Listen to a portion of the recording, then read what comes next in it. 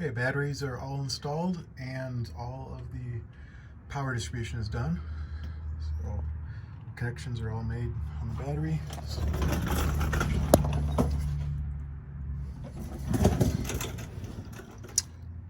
Between the batteries, it's 1/0 wire, and then from the batteries, 4/0. There's the connections at the main disconnect switch, and then positive and negative run along the top of the frame rail.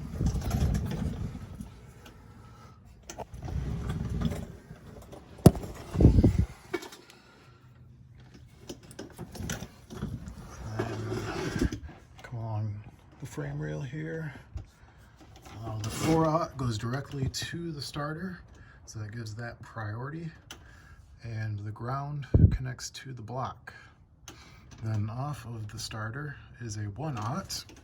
I'll go up top for the rest.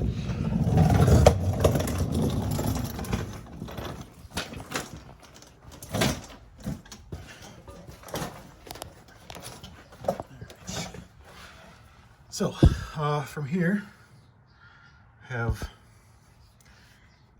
a 1/0 positive line that comes off the starter. That comes up to these breakers. 1/0 there. Then from here, goes through 200 amp breaker. That line actually goes to the alternator. So it's not really protecting the alternator. Instead, it's just in case this line gets damaged, it won't send all those amps off into the chassis.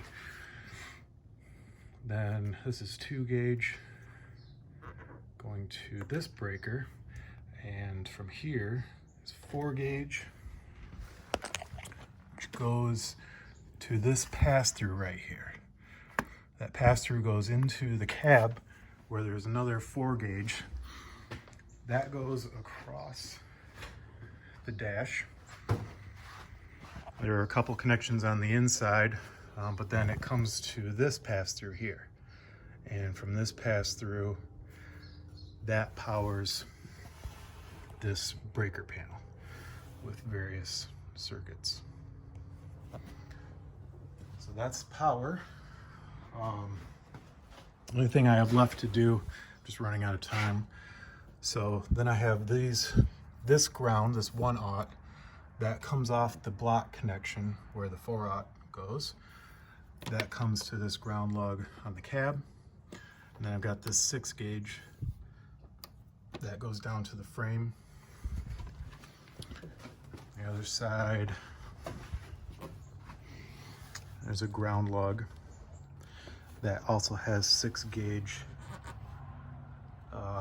going to the alternator, which would also be grounded through that 4/0 on the block, but just a little extra.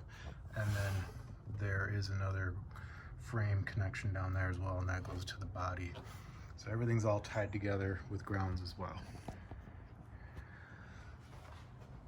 And that should be it for the power distribution on this.